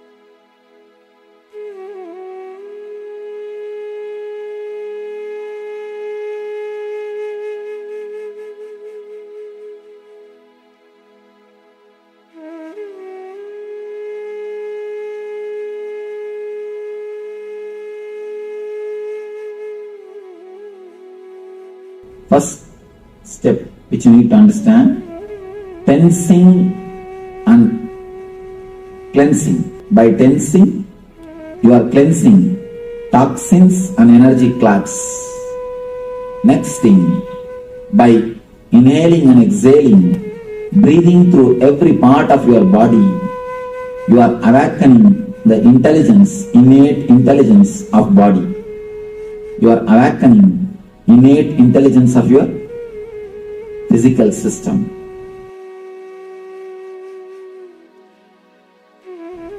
First thing, this technique has to be done lying. In the second part, you will lie down. First part, you can stretch your leg and sit comfortably.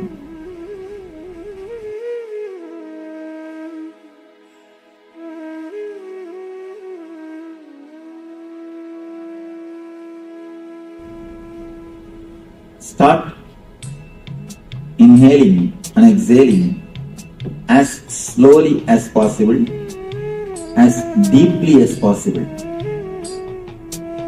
You are inhaling and exhaling should happen throughout the body.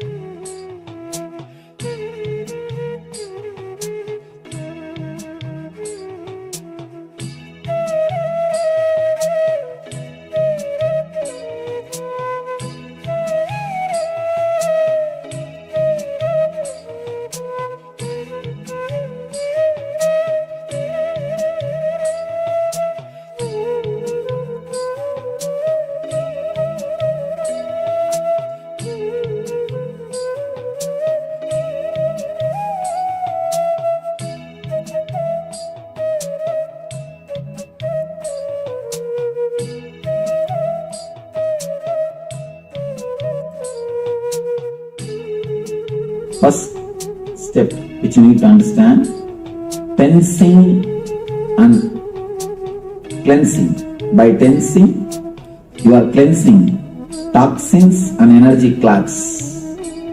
Next thing, by inhaling and exhaling, breathing through every part of your body, you are awakening the intelligence, innate intelligence of body.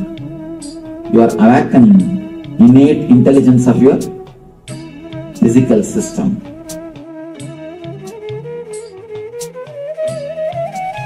First thing, this technique has to be done lying. In the second part, you will lie down. First part, you can stretch your leg and sit comfortably.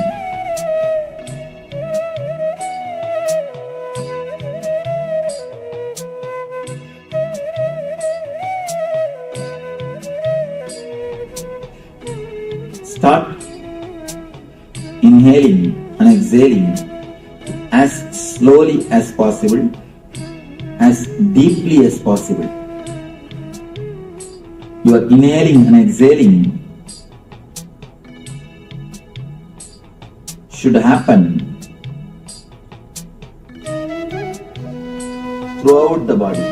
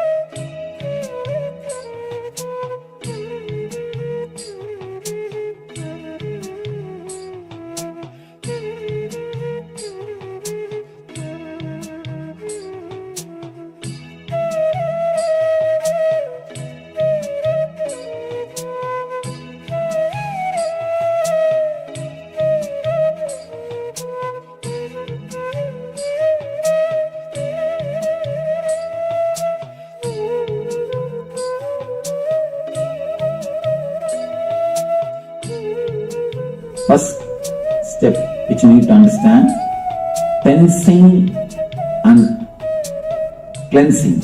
By tensing, you are cleansing toxins and energy clots.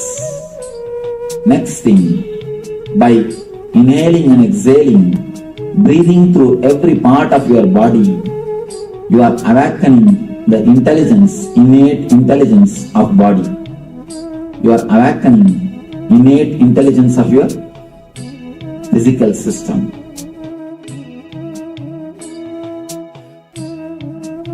First thing, this technique has to be done lying.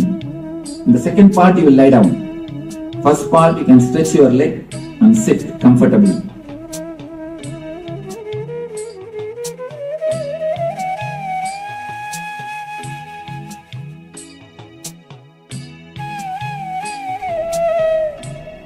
Start inhaling and exhaling as slowly as possible, as deeply as possible. You are inhaling and exhaling should happen throughout the body.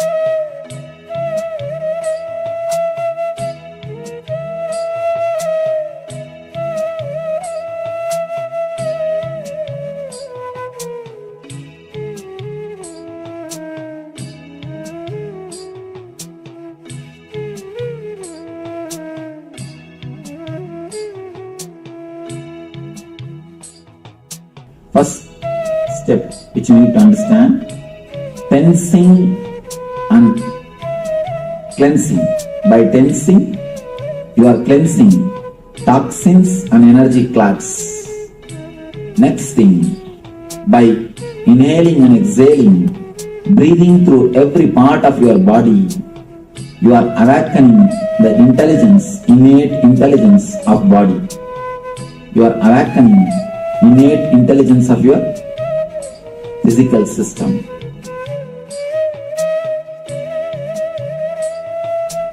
First thing, this technique has to be done lying. In the second part, you will lie down. First part, you can stretch your leg and sit comfortably.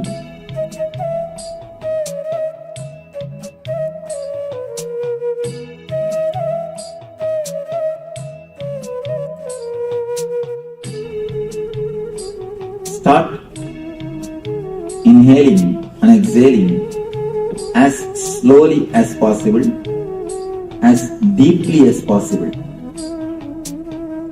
You are inhaling and exhaling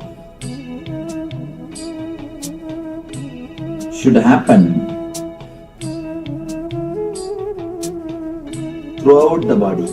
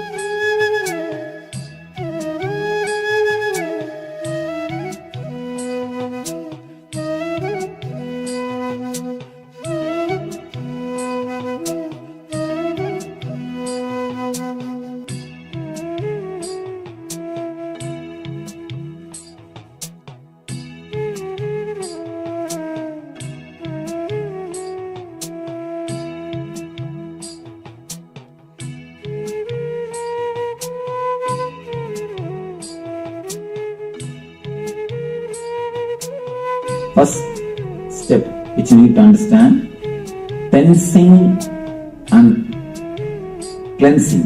By tensing, you are cleansing toxins and energy clots.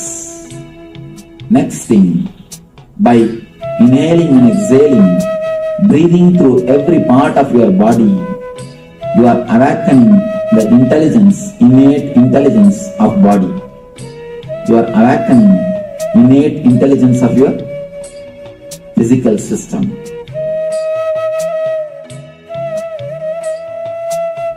First thing, this technique has to be done lying. In the second part, you will lie down. First part, you can stretch your leg and sit comfortably.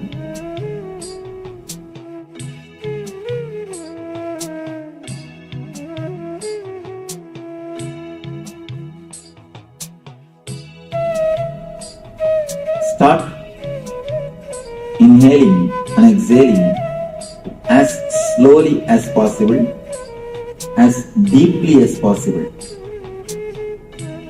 You are inhaling and exhaling should happen throughout the body.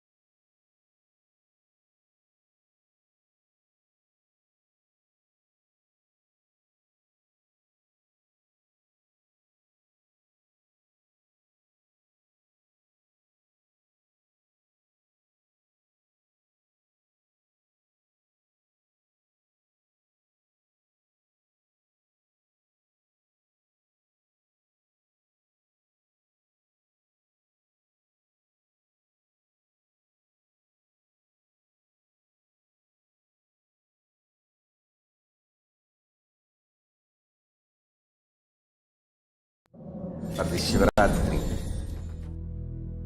meditate on this light, intense light, which makes you feel very pleasant in the body, and that heat which is very pleasant.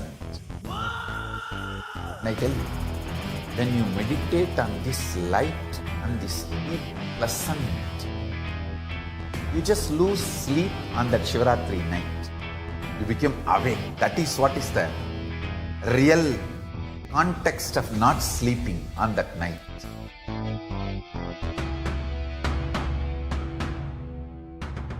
வான்வரையிலும் வளர்ந்த ஜோதி ரூபனே, தேன் சுவை தரும் தமிழின் தலைவனே, மான்மழுவினை ஏந்தி நிற்கும் ஐயனே, கைலாசம் தந்த நித்யானந்தனே.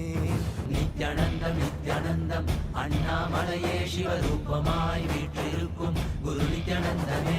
நித்யானந்தம் நித்யானந்தம் அண்ணாமலையே சிவரூபமாய் வீற்றிருக்கும் குரு நித்யானந்தமே. நித்யானந்தம் நித்யானந்தம் அண்ணாமலையே சிவரூபமாய் வீற்றிருக்கும் குரு நித்யானந்தமே. நித்யானந்தம் நித்யானந்தம் அண்ணாமலையே சிவரூபமாய் வீற்றிருக்கும் குரு நித்யானந்தமே.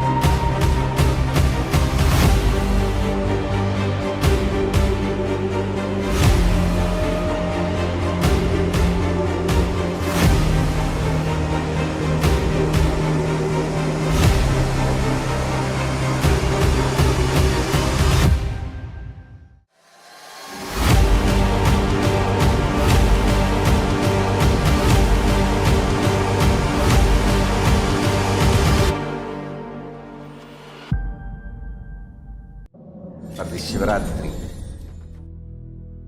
meditate on this light, intense light, which makes you feel very pleasant in the body, and that heat which is very pleasant. And I tell you, when you meditate on this light and this heat pleasant, you just lose sleep on that Shivaratri night. You become awake. That is what is the real context of not sleeping on that night.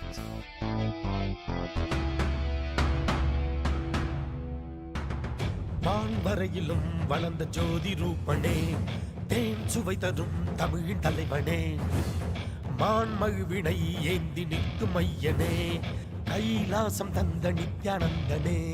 Nithyanandam Nithyanandam அண்ணாமலையே சிவரூபமாய் வீற்றிருக்கும் குரு நித்யானந்தமே. நித்யானந்தம் நித்யானந்தம் அண்ணாமலையே சிவரூபமாய் வீற்றிருக்கும் குரு நித்யானந்தமே. நித்யானந்தம் நித்யானந்தம் அண்ணாமலையே சிவரூபமாய் வீற்றிருக்கும் குரு நித்யானந்தமே. நித்யானந்தம் நித்யானந்தம் அண்ணாமலையே சிவரூபமாய் வீற்றிருக்கும் குரு நித்யானந்தமே.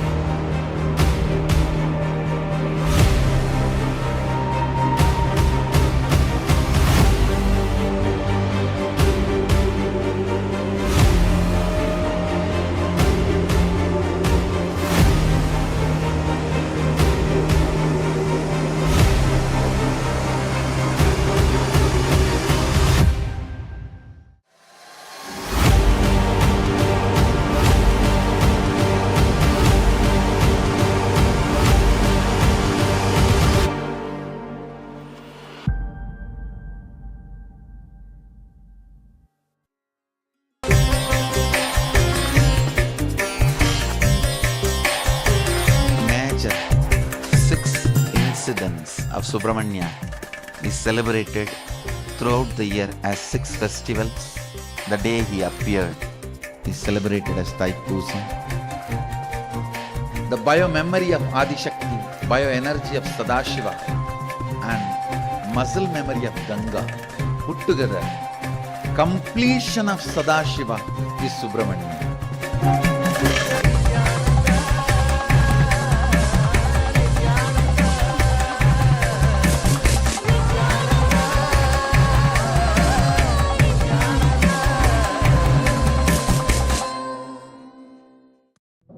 for this Shivaratri.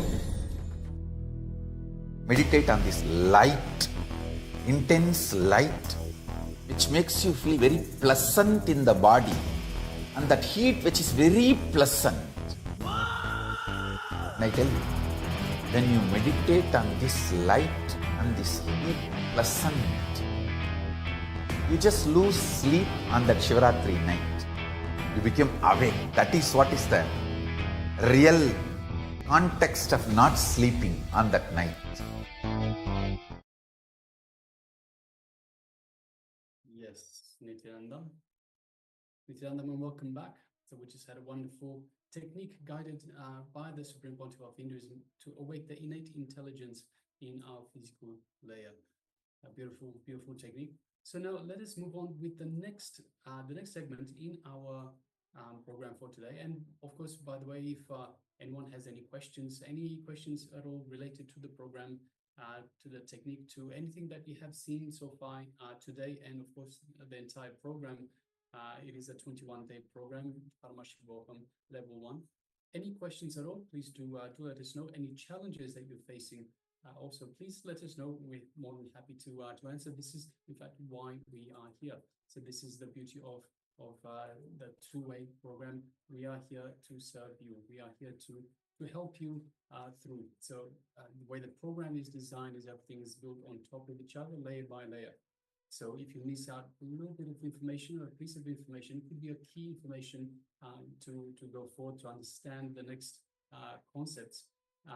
Then of course it's just like building a house without the right foundation. With holes in the foundation, then the whole house will not be very stable. So it is important that you have the right foundation. It is important that if you miss out on any information or something you don't understand, ask straight away so we can fill those gaps and we can make sure the foundation is solid once again. All right, so now let us move on to the power manifestation segment, which is today the power of remote scanning, remote vision. And let us get ready for this round.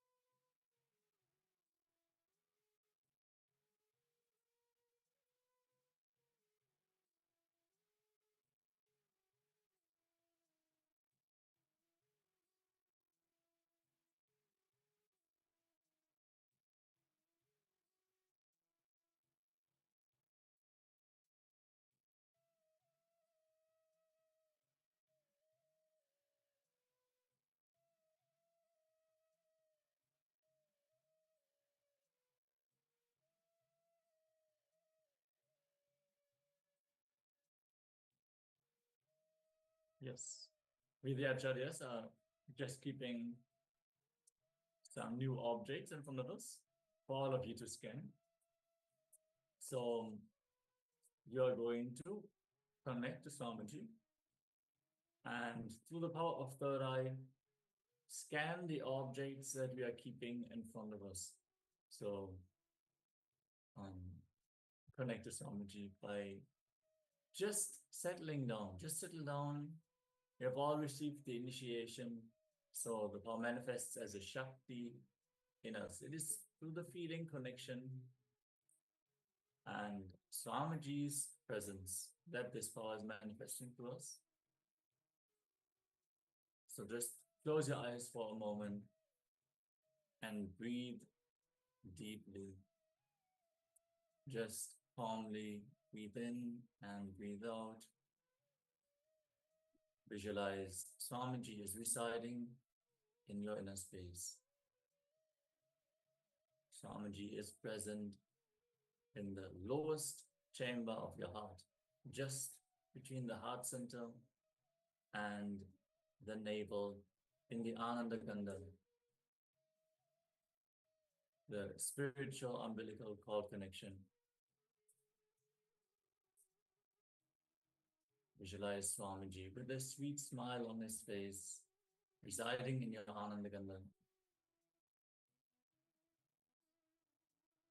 And request him to reveal the object the acharyas are keeping in front of them. Then bring your awareness to your third eye in between the eyebrows with a light pressure. Don't tense up, just bring awareness to your third eye. Actually, your whole forehead should relax, be very soothing, pleasant presence in that region. You can keep your eyes closed or open.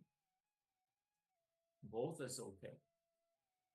If you fear you're getting distracted, you can close your eyes.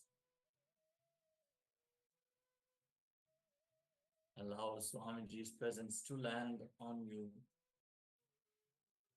And let us chant the Mahavakya. Om Nithyananda Paramashivoham. Om Nithyananda Paramashivoham. Om Nithyananda Paramashivoham. Keep chanting the Mahavakyam as we enter into this round of the power manifestation. Let's begin.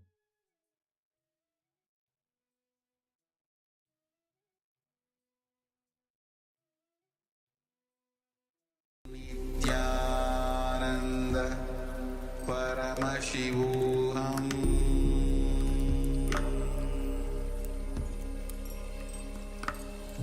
Om Nithyananda Paramashivoham.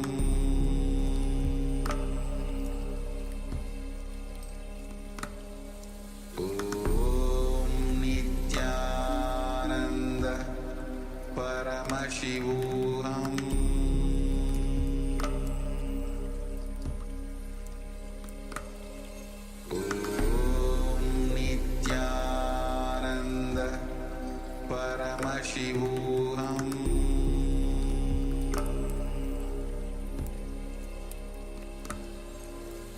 Om Nithyananda Paramashivoham. Om Nithyananda Paramashivoham.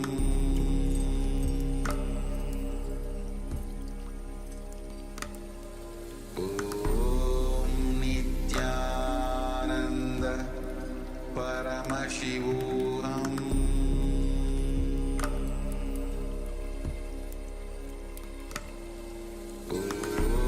Om Nithyananda Paramashivoham.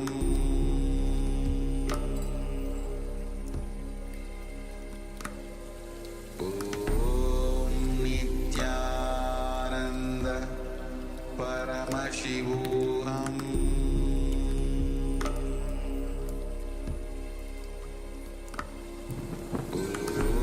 Om Nithyananda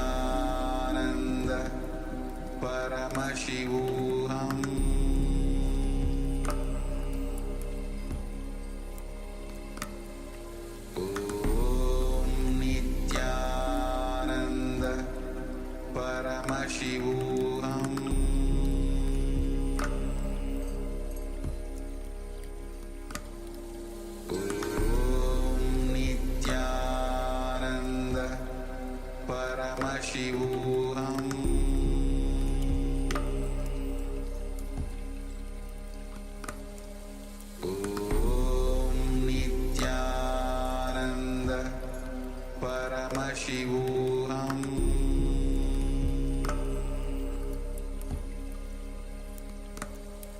Om Nithyananda Paramashivoham.